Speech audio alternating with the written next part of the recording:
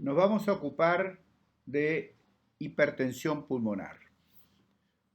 Uno de los hitos en la historia de la hipertensión pulmonar fue la descripción clínica de esta enfermedad realizada en la Argentina por Abel Ayerza el 20 de agosto de 1901. En su conferencia clave integraba la cianosis y la insuficiencia cardíaca derecha y denominó a esta condición cardíaco negro. Que tiene para abrir o que Ya yo está. tiene que estar grabar como.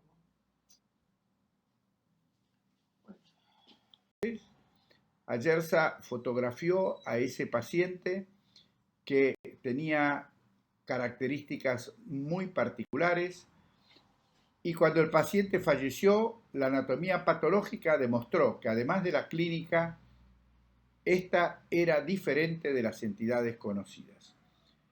Era diferente de otras enfermedades y Ayerza denominó a esto cardíaco negro por el grado extremo de cianosis, la insuficiencia cardíaca derecha y los cambios arterioscleróticos de los vasos pulmonares. 11 años después, su discípulo Francisco Arrillaga, también profesor titular de la Facultad de Medicina de la Universidad de Buenos Aires, asignó como etiología de la hipertensión pulmonar a la arteriosclerosis sifilítica, que era una etiología que se daba a todas aquellas enfermedades que no se conocía la causa, y le cambia el nombre de la enfermedad a enfermedad de Ayerza. Con este nombre, la enfermedad fue conocida hasta mediados del siglo XX, en que se cambió el nombre por hipertensión pulmonar. Francisco Arrillaga entonces publicó su tesis en el año 1912 y ahí juntó varios casos de hipertensión pulmonar, algunos asociados a enfermedades cardíacas y otros, cosa que se dio cuenta él, eran sin enfermedades cardíacas preexistentes. Vamos a pasar ahora al desarrollo de esta clase y vamos a hablar de la definición, de la clasificación, de la epidemiología, de los mediadores, del algoritmo diagnóstico, del diagnóstico diferencial, del pronóstico, del tratamiento y del seguimiento. ¿Cuál es la definición de hipertensión pulmonar? Bueno, voy a darles a ustedes la definición anterior, que estuvo vigente hasta hace pocos años, desde el año 1973. Y luego les mostraré el cambio que ha ocurrido en los valores de presión arterial pulmonar media. Se denominaba hipertensión pulmonar a toda vez que la presión arterial pulmonar media era igual o mayor a 25 milímetros de mercurio. Y esto incluía a todos los grupos clínicos. Ahora bien, para determinar esa presión arterial pulmonar media, había que realizar una técnica invasiva, y se debe todavía realizar una técnica invasiva, que es el cateterismo cardíaco derecho. Desde el primer simposio mundial de hipertensión pulmonar en Ginebra en 1973, la presión arterial pulmonar tomada como valor patológico fue de 25 milímetros de mercurio. Y esto se mantuvo sin cambio hasta los simposios subsiguientes y recién en el último simposio realizado en Niza hace pocos años se estableció que los individuos sanos tienen una presión arterial pulmonar media normal en reposo de 14 más menos 3.3 milímetros de mercurio. Por lo tanto, para considerar hipertensión pulmonar debe tomarse un valor de 20 milímetros de mercurio. Y entonces, tomando esta presión arterial pulmonar media mayor de 20 milímetros de mercurio, hablaríamos de hipertensión pulmonar. Y para hablar de hipertensión pulmonar precapilar, deberíamos tomar la presión arterial pulmonar media mayor de 20 milímetros de mercurio, la presión arterial capilar pulmonar o presión de enclavamiento menor de 15 milímetros de mercurio y la resistencia vascular pulmonar mayor de 3 unidades Wood.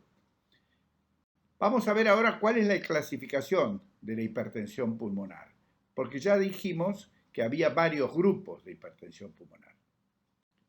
Entonces, hipertensión pulmonar incluye la denominada hipertensión arterial pulmonar, la hipertensión pulmonar secundaria a enfermedad cardíaca izquierda, la hipertensión pulmonar asociada a enfermedad pulmonar y o hipoxia, la hipertensión pulmonar por obstrucción de la arteria pulmonar y por último las hipertensiones pulmonares por mecanismos no claros. Es decir, tenemos 5 grupos de hipertensión pulmonar. El grupo 1, hipertensión arterial pulmonar. El grupo 2, hipertensión pulmonar debida a enfermedad cardíaca izquierda. El grupo 3, hipertensión pulmonar debida a enfermedad pulmonar y o hipoxia. El grupo 4, hipertensión pulmonar debida a obstrucción de la arteria pulmonar. Y el grupo 5, hipertensión pulmonar por mecanismos no claros. Si nosotros queremos ver en un esquema arbitrario del árbol vascular pulmonar, tendríamos hipertensión pulmonar, todas las hipertensiones que tengan una presión arterial pulmonar media igual o mayor de 20 milímetros de mercurio. Pero en este esquema que estamos viendo acá, tenemos la vena cava, la aurícula derecha, el ventrículo derecho, la arteria pulmonar, los capilares pulmonares, las venas pulmonares, la aurícula izquierda, el ventrículo izquierdo y la aorta. Entonces, tendríamos la denominada hipertensión arterial precapilar, como hemos dicho, aquella que tiene una presión arterial pulmonar de enclavamiento igual o menor a 15 milímetros de mercurio y una resistencia vascular pulmonar mayor a 3 unidades Wood. Y luego tenemos la hipertensión arterial pulmonar por enfermedad respiratoria, la hipertensión pulmonar por tromboembolismo pulmonar crónico y la hipertensión pulmonar por mecanismos no claros y o multifactoriales, que evidentemente la mayoría de ellos son de tipo precapilar, a diferencia de la hipertensión pulmonar postcapilar, donde la presión de enclavamiento es mayor de 15 milímetros de mercurio y la resistencia vascular pulmonar es normal. Resumiendo estos datos, tenemos que la hipertensión venosa pulmonar, así denominada, es la que tiene presión arterial pulmonar en enclavamiento elevada, resistencia vascular pulmonar normal y volumen minuto elevado. Y entonces, acá tenemos los datos que acabamos de comentar. Hipertensión pulmonar, que incluye todos los grupos clínicos, presión arterial pulmonar media igual o mayor de 20 milímetros de mercurio. Hipertensión pulmonar precapilar incluye aquellos que tengan una presión arterial pulmonar media igual o mayor a 20 milímetros de mercurio, una presión arterial pulmonar de enclavamiento menor de 15 y una resistencia vascular pulmonar mayor de 3 unidades Wood. Y eso incluye a la hipertensión arterial pulmonar, a la hipertensión pulmonar debido a enfermedad pulmonar, a la hipertensión pulmonar por tromboembolismo crónico, a la hipertensión pulmonar con mecanismos no claros y o multifactoriales. Luego tenemos la hipertensión arterial pulmonar, la hipertensión pulmonar postcapilar, donde la presión arterial pulmonar media es igual o mayor de 20 milímetros de mercurio, la presión arterial pulmonar de enclavamiento es mayor de 15 milímetros de mercurio y la resistencia vascular pulmonar es menor de 3 unidades Wood. Y esto incluye la hipertensión pulmonar debido a enfermedad del corazón izquierdo y algunos casos de hipertensión pulmonar con mecanismos no claros y o multifactoriales.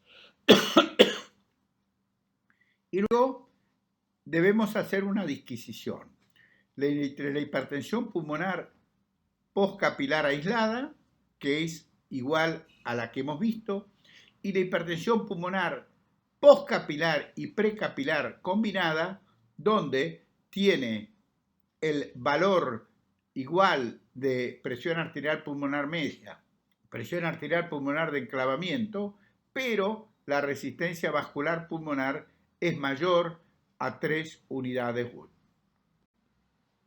Y entonces, en el Simposio Internacional de Hipertensión Pulmonar desarrollado en Niza en 2018, nosotros tenemos la definición de hipertensión arterial pulmonar, que ya hemos comentado, presión arterial pulmonar media igual o mayor de 20 milímetros de mercurio, registrados por cateterismo cardíaco derecho con el paciente en reposo, con una presión arterial de enclavamiento menor de 15 y con una resistencia vascular mayor de 3 unidades Wood, en ausencia de otras causas de hipertensión precapilar, como hemos dicho, como enfermedades pulmonares, tromboembolismo crónico y algunas por mecanismos multifactoriales y no esclarecidos, entre otros.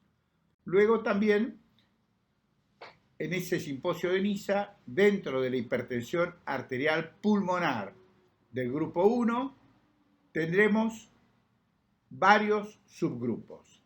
En primer lugar, la hipertensión arterial pulmonar idiopática, que será el tipo 1.1, la hipertensión arterial pulmonar con vasoreactividad, luego veremos qué es la vasoreactividad, la hipertensión arterial pulmonar hereditaria, la hipertensión pulmonar inducida por drogas y toxinas, la hipertensión pulmonar asociada con enfermedades del tejido conectivo, infección por virus de inmunodeficiencia humana, hipertensión portal, enfermedad cardíaca congénita, esquistosomiasis, la hipertensión pulmonar con signos evidentes de compromisos capilares venosos, que es la hipertensión veno-oclusiva o la hemangiomatosis capilar pulmonar, y la hipertensión pulmonar persistente del síndrome del recién nacido. Ahora bien, dentro de este grupo hereditario, que es el grupo 1-3, nosotros tenemos que se han encontrado varias mutaciones, como por ejemplo la mutación del receptor 2 de la proteína morfogenética ósea y otras mutaciones como el ALK1, el ENG, el SMAD9, el CAP1, el KCNK3. Estas son entonces mutaciones que predisponen a el desarrollo de hipertensión arterial pulmonar hereditaria. Vimos también que en el grupo 1-4 estaban las inducidas por drogas y toxinas. Definitivamente, las drogas y toxinas que pueden producir esto son el aminorex, la fenfluramina, la dexfenfluramina, que son anorexígenos, el aceite de canola tóxico, esto hubo una epidemia en España, el benfluorex y los inhibidores de la recaptación de la serotonina solamente en la hipertensión pulmonar del recién nacido. Esto definitivamente. Probablemente otras anfetaminas, el L-triptofano, la metanfetamina y el desatinib, posiblemente la cocaína, la fenilpropanolamina, la hierba de San Juan, algunos agentes quimioterápicos, el interferona alfa y beta, los fármacos tipo anfetamina, y es improbable que los anticonceptivos orales, el estrógeno y el tabaquismo puedan producir hipertensión pulmonar. Luego tenemos las asociadas con cardiopatía izquierda, tanto con fracción de eyección preservada, reducida, con patología valvular o lesiones obstructivas congénitas postcapilares. Las asociadas, el grupo 3, la hipertensión por enfermedad pulmonar y o hipoxia, donde tenemos ahí enfermedad pulmonar obstructiva, enfermedad pulmonar restrictiva, otras enfermedades pulmonares con patrón mixto, obstructivo y restrictivo, hipoxia sin enfermedad pulmonar y problemas respiratorios del desarrollo. Luego las que son por obstrucción de la arteria pulmonar, de ahí tenemos el tromboembolismo pulmonar crónico, pero hay otras causas de obstrucción de la arteria pulmonar, donde están el angiosarcoma pulmonar, tumores intravasculares, arteritis, estenosis congénita de la arteria pulmonar y la hipertirosis. Por último, dentro de las hipertensiones pulmonares por mecanismos no claros, tenemos la hipertensión pulmonar asociada a trastornos hematológicos como la anemia hemolítica crónica, los trastornos mieloproliferativos, la esplenectomía, trastornos sistémicos como la sarcoidosis, la linfangioleucomiomatosis, la histiocytosis pulmonar y otras, un grupo importante de enfermedades como enfermedades por almacenamiento de glucógeno, enfermedad de Gaucher, algunos trastornos tiroideos, microangiopatía trombótica tumoral pulmonar, la obstrucción de origen tumoral, la mediastinitis fibrosante, la insuficiencia renal crónica con o sin diálisis y la hipertensión pulmonar segmentaria. Y luego la enfermedad cardíaca congénita compleja. Bueno, como hemos visto, el grupo de patología son distintos, 5 grupos completados con la clasificación de NISA del 2018 que vemos la que hemos desarrollado acá. ¿Cuál es la epidemiología? Bueno, vamos a hablar ahora de hipertensión arterial pulmonar, es decir, las del grupo 1. Es una enfermedad rara, 15 casos por millón.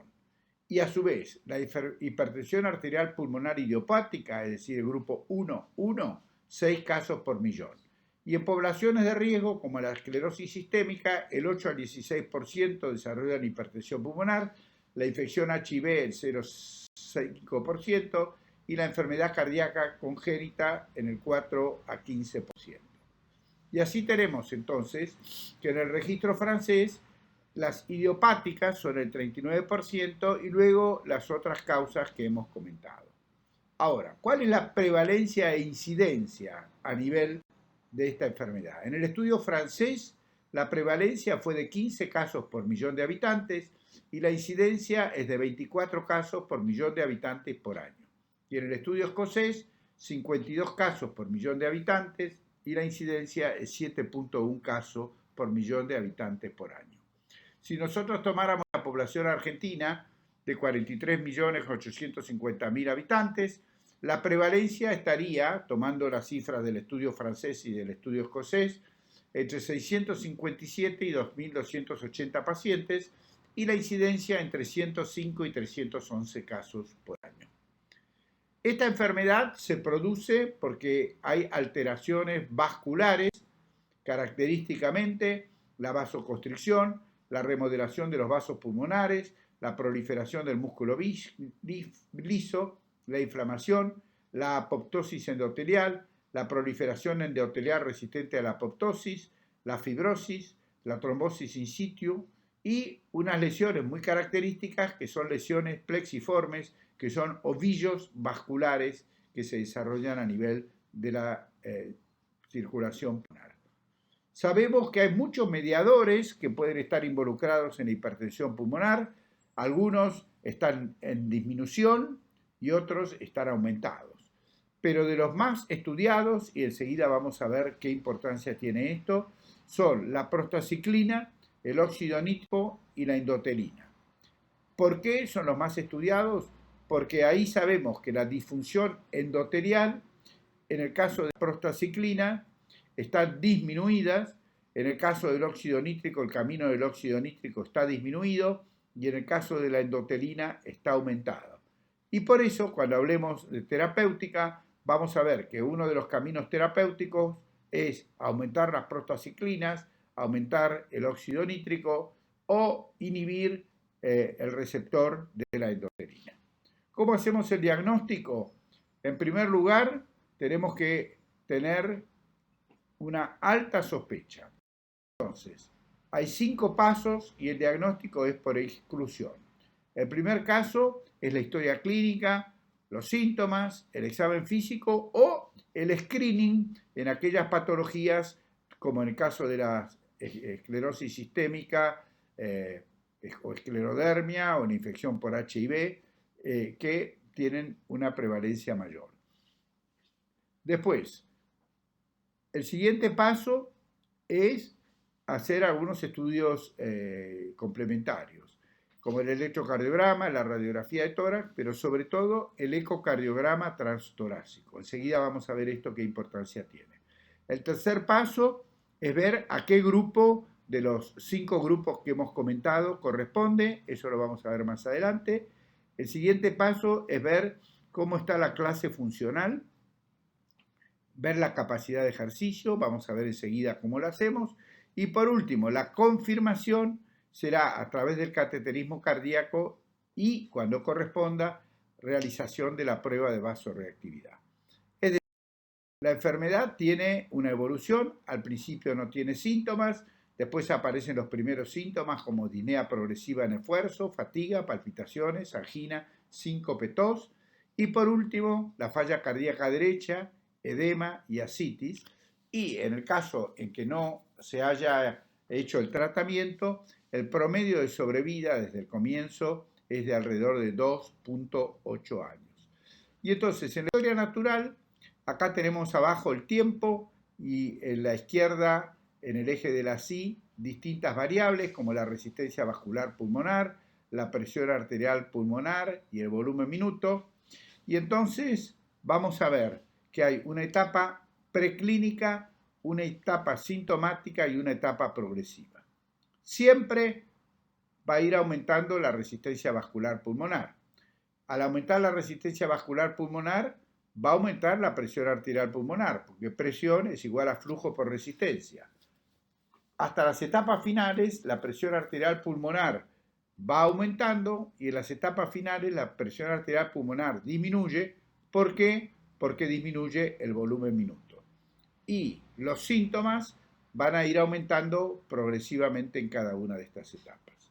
Entonces, la sospecha, por lo demás, disnea, fatiga, dolor arginoso, palpitaciones, arritmias, síncope de esfuerzo, fenómeno de Raynaud, mareo, tos, a veces hemóptisis, ciano.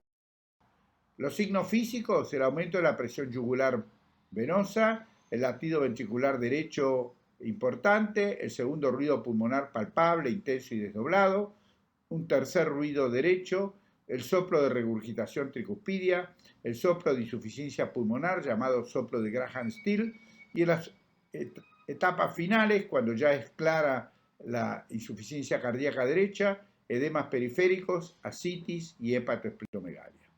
Entonces, la detección, el electrocardiograma no es lo suficientemente sensible, pero en el 90% de los casos es anormal por desviación del eje a la derecha, agrandamiento auricular derecho, hipertrofia ventricular derecha, cambios del ST por sobrecarga sistólica y el bloqueo de rama derecha del haz de His.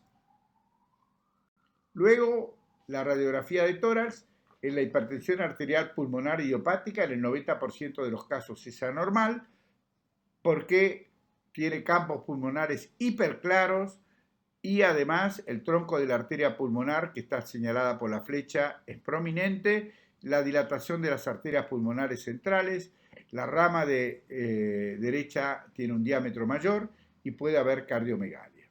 Pero dentro de los estudios complementarios de detección es importantísimo el ecocardiograma transtorácico. Es la prueba inicial para diagnóstico. Las ventajas es que no es invasivo, es sensible, tiene buena correlación y entonces mide el área de la aurícula derecha, el gradiente pico de regurgitación tricuspidia, la velocidad del jet de regurgitación tricuspidia y permite hacer otras estimaciones como la presión estimada del ventrículo derecho, la presión sistólica del anillo, la excursión sistólica del anillo de la válvula tricuspidia, el índice TEI y estimar la resistencia vascular pulmonar. Acá estamos viendo entonces un ecocardiograma y ahí estamos viendo cómo se mide la velocidad del jet de regurgitación tricuspidia. Y a partir de eso se puede estimar la presión arterial pulmonar sistólica. Esto no es la presión arterial pulmonar media. Y entonces hoy sabemos que de acuerdo a la presión arterial pulmonar sistólica, a partir de la velocidad de regurgitación tricuspidia, podemos estimar qué grado de probabilidad tenemos de existencia de hipertensión arterial pulmonar. Luego pedimos las pruebas complementarias para identificar el grupo, estudios inmunológicos, el ANCA, estudios de coagulación, función hepática, VIH, el ácido úrico y el BNP. El BNP sobre todo tiene mucho que ver con la severidad. Luego hacemos pruebas de función pulmonar como espirometría, volúmenes pulmonares, capacidad de difusión El patrón típico de la hipertensión arterial pulmonar idiopática es que los volúmenes sean normales y los flujos sean normales, pero la capacidad de difusión esté disminuida. Luego pediremos una tomografía computada de alta resolución o helicoidal que nos permitirá ver si existe alguna patología a nivel del parénquima pulmonar, adenopatías o patología del mediastino. En algunas patologías raras, la tomografía computada nos permite ver algunas imágenes que son muy características. Si se hace con contraste, se puede ver en la hipertensión pulmonar por tromboembolismo pulmonar crónico la amputación de los vasos, y en enfermedades del parénquima pulmonar, en la enfermedad veno-oclusiva pulmonar o EVOP o en la hemangiomatosis capilar pulmonar, las imágenes son muy características. El centellograma ventilación-perfusión se utiliza como screening para el tromboembolismo pulmonar y por lo menos un segmento alterado, y si es normal o inhomogéneo, sugiere hipertensión arterial pulmonar de tipo idiopática. Acá tenemos el centellograma pulmonar y entonces acá tenemos a la izquierda la ventilación y a la derecha la perfusión, y como ustedes ven hay algunos segmentos de perfusión que están alterados, que hay lo que se llama un mismatch, y entonces esto tiene una sensibilidad del 90 al 100% y una especificidad del 94 al 100% para el diagnóstico diferencial entre hipertensión arterial pulmonar idiopática versus tromboembolismo pulmonar crónico. Luego evaluamos la capacidad de ejercicio siguiendo las clases funcionales que ustedes ya conocen, clase 1, clase 2, clase 3, clase 4. La prueba de marcha de los 6 minutos, que se hace en un pasillo y se mide qué cantidad de metros puede recorrer en ese pasillo entre los dos conos que están viendo ustedes, y se ha visto que la distancia de vida tiene mucha importancia en la sobrevida de los pacientes. Esto lo vamos a ver más adelante. Y luego podemos hacer la prueba de ejercicio cardiopulmonar y medir el consumo pico de oxígeno.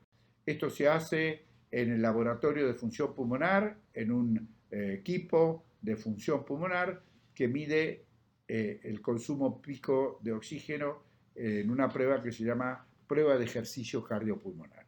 Por último, la confirmación, una vez que hayamos hecho todas las etapas, y si estuviera indicado, es a través del cateterismo cardíaco derecho. Esto se hace colocando un catéter de Swan-Ganz y es importante porque confirma el diagnóstico, evalúa la severidad, determina el pronóstico, puede realizar la prueba de vasoreactividad y, en este caso, decidir el tratamiento. Si la prueba de vasoreactividad es positiva, qué tipo de tratamiento se va a hacer, y si es negativa, cuál es el tratamiento que se va a hacer. Hay una serie de informaciones que aporta esto, desde la presión de la aurícula derecha, la presión de la arteria pulmonar, la presión capilar pulmonar, el gradiente transpulmonar medio y diastólico transpulmonar, que han sido abandonados, el volumen minuto o índice cardíaco, la resistencia vascular pulmonar, y en el caso que esté indicado se realiza el test de vasoreactividad pulmonar. El test de vasoreactividad pulmonar está indicado en la hipertensión arterial pulmonar idiopática y en la hipertensión arterial pulmonar hereditaria y en las hipertensiones secundarias a drogas. Y se utiliza óxido nítrico, epoprostenol, iropros o adenosina, y el criterio de positividad es la caída de una presión arterial pulmonar medio de más de 10 milímetros de mercurio, por debajo de 40 milímetros de mercurio, y que no haya una disminución del índice cardíaco o que inclusive el índice cardíaco aumente. Y así llegamos al algoritmo diagnóstico. ¿Cómo es este algoritmo diagnóstico? En primer lugar, vemos los síntomas antecedentes que sugieran hipertensión pulmonar. En siguiente lugar, haremos la evaluación ecocardiográfica para ver si es compatible con hipertensión pulmonar. Si es compatible con hipertensión pulmonar, porque la velocidad del jet de regurgitación tricuspidia nos da valores compatibles con hipertensión pulmonar, entonces considerar las causas más comunes, que tenga hipertensión por enfermedad cardíaca izquierda o por enfermedad respiratoria. Si es así, entonces veremos cuáles son los antecedentes, los factores de riesgo, el electrocardiograma, la radiografía de tórax, las pruebas de función pulmonar, la DLCO, los gases en sangre, la tomografía computada de alta resolución. Si tenemos ecocardiográficamente datos compatibles con hipertensión pulmonar y no hay datos de enfermedad cardíaca o de enfermedad pulmonar, entonces pensaremos que se trata de una hipertensión pulmonar no probable y en ese caso consideraremos otras causas o rechequearemos. Pero si no hay antecedentes cardiológicos ni antecedentes respiratorios, el diagnóstico y no se confirma el diagnóstico de enfermedad respiratoria, tiene signos de disfunción de ventrículo derecho severa o hipertensión severa, estos deben ser remitidos a centros con experiencia en hipertensión pulmonar. Pero si no hay enfermedad cardíaca y no hay enfermedad respiratoria, entonces el siguiente paso es hacer un centellograma de ventilación pulmonar y veremos si en el centellograma de ventilación pulmonar hay alta probabilidad.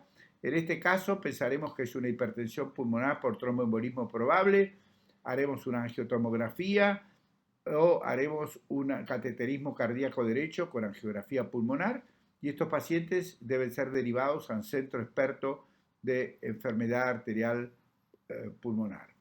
Y si el centellograma de ventilación-perfusión no es positivo para hipertensión por tromboembolismo pulmonar crónico, haremos un cateterismo cardíaco derecho y ahí veremos si se trata de una hipertensión arterial pulmonar. Si no se trata, consideraremos otras causas.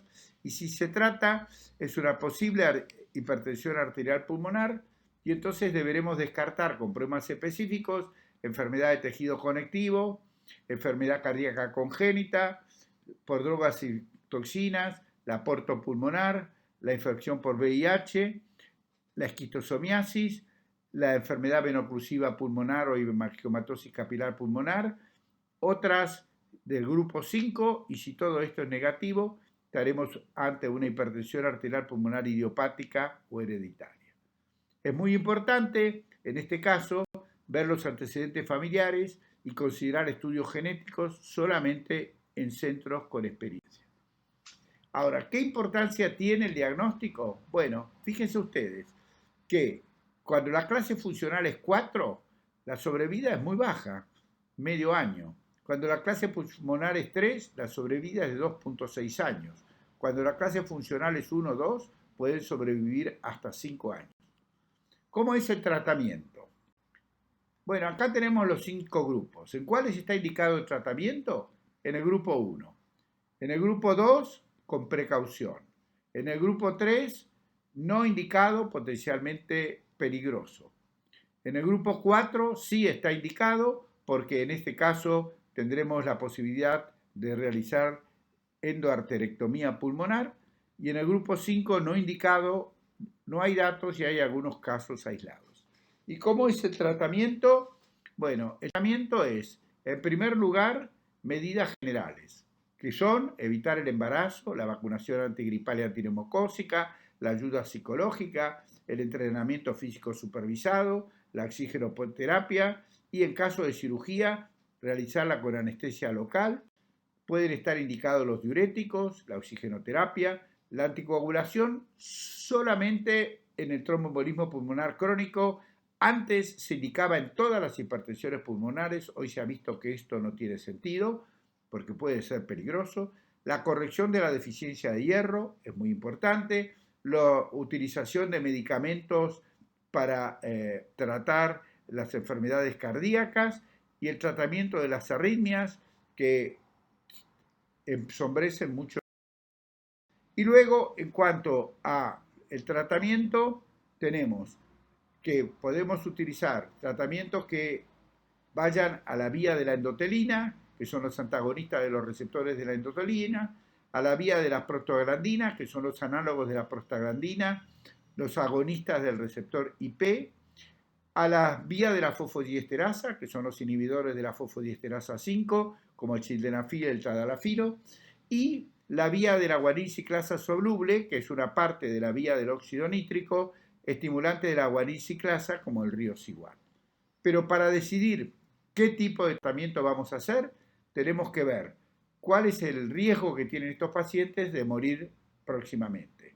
Y entonces, bajo riesgo, clase 1-2, distancia caminada mayor de 440 metros, el NT pro BNP menor de 50, el BNP menor de 50 y el NT pro BNP menor de 300, y la presión auricular derecha por cateterismo menor de 8 milímetros de mercurio, y el índice cardíaco mayor de 2,5 o la saturación venosa de oxígeno de 8,5.